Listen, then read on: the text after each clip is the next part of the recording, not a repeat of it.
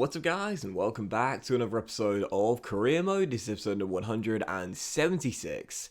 And we start today's episode off with some player training, and some more player training, and some more player training in today's episode. I thought I'd bunch all these together and not have them just popping up randomly during the episode. And this is an extraordinary episode of Career Mode, guys. If I were you, I would sit back, relax, and enjoy an extraordinary episode in this series where, I mean, the drama is just unbelievable. So look forward to it. It's going to be great. So we start off with a bid here for Marco Hertner. And you're probably thinking, well, that's not a great start, is it? But this is one of our fringe players who we've been trying to push out the door since the summer. And hopefully he'll agree one of the two sales there, which he does. He does decide not to go to CFR Cluj, but goes to the team whose name I can't pronounce. So thanks very much, Marco. But yeah, he's gone for £840,000. And Marco leaves at the 6th or 7th time of asking.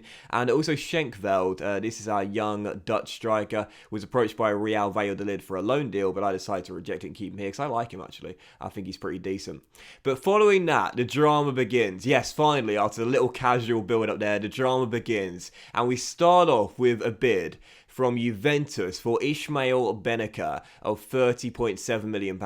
Now, of course, in the summer, we rejected bids from Valencia and Paris Saint-Germain for him as well. But with January now here and around £20 million in our budget after the sale of Mera and the signing of Sarr, I asked Juve if they give us 37.5 mil for the Algerian, and they said yes. They're willing to take him to the Serie A, bring him to Turin. And at 29 years old now, he's only going to get worse. 84 rated. He did score and assist. He got a goal and an assist in our last game in the victory against Union Berlin. However, I have said we do need a long-term replacement for him, and the sooner we can get one, the better. So I say to Juve, 37.75 million is yours. Benacer agrees personal terms with the old lady, and he is off to Turin for a very good fee, all things considered, when you think about his age and his lack of productivity this season. So after the sale of Benacer, we now had around £50 million in our transfer budget. And again, this is why I opted to sign Sarr in the last episode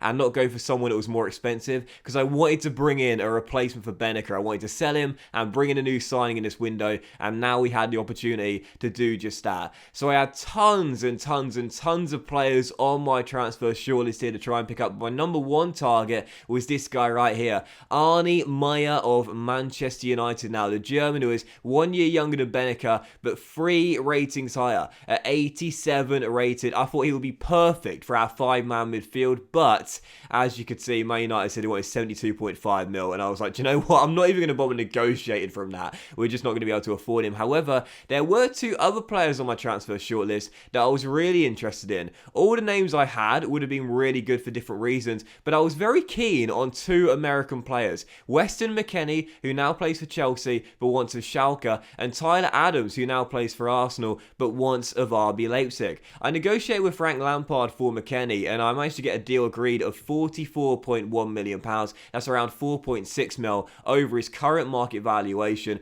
McKennie looks absolutely fantastic. 1 year younger than Benacer, but 2 ratings higher at 86 overall. Tyler Adams is also 86 overall, but he's only 27 years old, so 2 years younger than Benacer and 1 year younger than McKennie, despite being the same rating. And my chief exec suggested we could get him for around his valuation, and that's what we did. Arsenal said they only wanted £37 million for him. That is his current valuation, and that would be an absolute bargain for Tyler Adams. So it was my choice now between the 2 Americans. We could sign either of them. Weston McKennie, 28 years old, 86 rated, or Tyler Adams, 27 years old and 86 rated. Both players look a little bit different, but will both be doing the same role in this team, and that's to sit deeper in the side. McKennie's 6'1", so he's taller. He can play central defensive midfield and centre back as well, a ball-playing centre back. We saw that in our Cardiff City days in our Football Manager series last year, whereas Adams is the harder worker with high work rates, physically very, very quick with good stamina as well, and great defensive stats too. And he'd also be cheaper,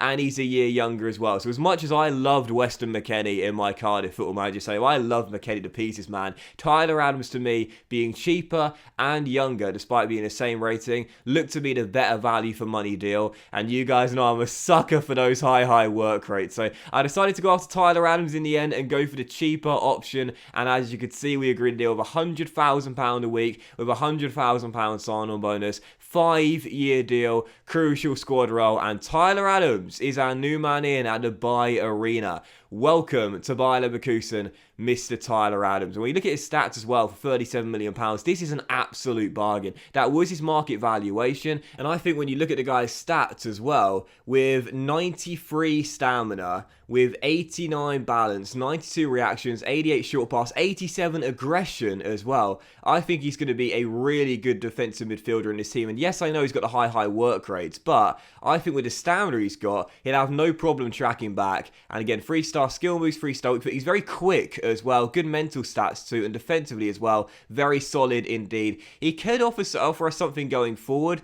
but not much. Again, primarily I bought him in for his defensive stats, and I think he will be a great player. 85 physical rating, 83 defensive rating. He's also got 83 for pace and 82 for dribbling, 78 passing as well. I think in this team, he's the ideal defensive midfielder to have. He can offer a little bit when going forward, but primarily he'll be there to help protect the back three. And with a high defensive work rate in his stats, he will do just that. But following the signing of Tyler Adams, here comes the drama. Real Madrid have just paid the release clause of Kai Havertz of £133.6 million, and the captain agreed a new contract with us in the summer. I delegated the renewal to the chief executive, but I didn't notice there was a cheeky little release clause hidden in the small print by the agent. 133.6 mil, and because we've already given him a contract this season, we can't negotiate a new one and take it out, which means that Kai Havertz now has to decide, captain Bayer Leverkusen or join Real Madrid. There's nothing I can do. We've already agreed a contract extension for him. So for Kai, the choice is now his. £133.6 million. Is he on his way to Real Madrid? The drama, I can't do nothing about it. I can't do anything about it. It's up to Kai now. We love Kai. He's had a great season this year. He's our captain. We want him to stay. But he's seeing the bright lights of the Bernabeu, and maybe he's off to Madrid. We'll have to wait and see. But also, Man City put in a huge bid for Leon Bailey as well. And I was like, Pep, have you forgotten your glasses? This guy's been terrible this year. But I said, if you want him, you can have him. Give us 90 million, he's yours. They said no. I said, how about 85 million? And they said, yeah. They said, okay, 85 million for Bailey. We'll meet that. And I was like, bloody hell, lads. He's been terrible this year. But 85 million for Leon Bailey, I'll pack his bags for him and drive him to the airport. And I ain't even got a licence. But Leon Bailey, yeah, for £85 million, I'm happy with that sale there. So whilst I'm very nervous about the Kai Havertz saga, is he going to go to Real Madrid for £133.6 million? For Leon Bailey, look at his stats this year. 4 assists in 15 games in the Bundesliga. That's under 1 in every 3. He's got 1 in the DFB Pokal, and I believe 1 in Europe as well. But he hasn't scored a single goal all season long. And I must say, I've not got on with Leon Bailey this season at all. So for £85 million, that will be a really good sale. We can find a player who's just as good as Bailey right now, and perhaps younger as well for that amount of money. I'm more than happy with that. If Bailey goes to the Etihad Stadium, I'll be happy with that sale. But for Kai Havertz, that's the drama. £133.6 million. Is he going to go to Real Madrid or not? And would this be his final game leading Bayer Leverkusen out of the tunnel? So much drama and so many talking points. So heading into our first and only game of today's episode, it was perhaps our biggest game of the season as we took on RB Leipzig right now, sitting 2 points and 1 place above us in 4th in the Bundesliga. And if we were to win this game, we would finally break into the top 4. We were seeing 2 debuts in our lineup of Malang Sarr and Tyler Adams, but neither of those things were the real story. The atmosphere all surrounded what was going to happen with our captain, Kai Havertz, and would this be his final game as a Bayer Leverkusen player? So heading into the game, so many talking points. It was going to be such a dramatic one off the pitch, but all we could do was do our job on the pitch. Forget what's going on with Kai Havertz, just perform out there, get the job done, and finally break into the top 4. And after a very poor half an hour, we did break the deadlock 34 minutes in. And if there's one man we know won't be leaving me ever, Ivan Toney. You can always rely on him. Kai Havertz, first man to run over and celebrate with him as he scores the opening goal of the game. And the guy who got the assist, Leon Bailey, of course, right? He's had a poor season this year, but he bags an assist for our opening goal as Ivan Toney gets his 11th in the Bundesliga, and 12th even, and opens the scoring here before the break. So at halftime, that was really the only clear-cut chance of the game. RB Leipzig had 3 shots, but none of them testing Andre Lunin, as we were still leading by 1. But in the second half, we knew they'd start coming at us, and 10 minutes after the restart, they tested Lunin there. Good stop by the Ukrainian, as we were still leading by a goal to 0. But a couple minutes later, Shaw goes on the run down left-hand side, stops on the dime to beat Mpadu, rolls it through to Kai, the skipper finds Kurzberg, he rolls it to Toney, and Ivan Toney bags his brace,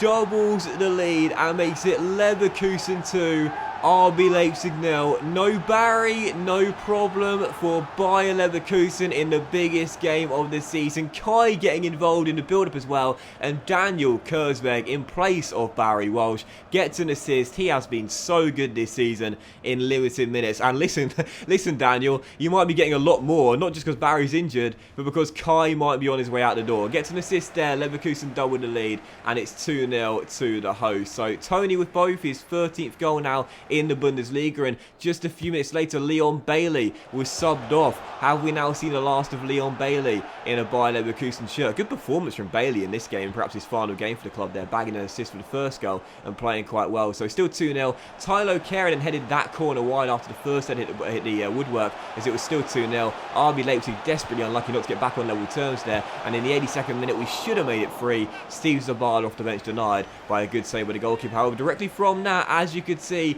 Kai Havertz applauded by the fans as he leaves the field for perhaps the final time. Adrian comes on to replace him as we still lead by 2, and that might have been the final time we'll see Kai wearing the captain's armband and in a Leverkusen shirt. So still leading by 2, but if Kai is to leave the club, if Leon is to leave the club, the one thing we know is regardless of whether those boys stay or not, the future here at Bayer Leverkusen is very bright, because the man who replaced Kai got the assist for our 3rd goal, and it was Steve Zabala who notched it up. 3-0 to Bayer Leverkusen, and that was how the game would finish. But come the final whistle, as you can see by the mixed reaction from the fans in the crowd here, some were celebrating a huge victory, and finally relief knowing we've broken into the top 4 after so many months of trying, but some were sitting there thinking, is this the end of an era? Has Kai Havertz played his final game for the club? We'll find out in the next episode as the Kai Havertz saga will come to its conclusion. But that was today's episode of Career Mode, guys. So a big thank you for watching.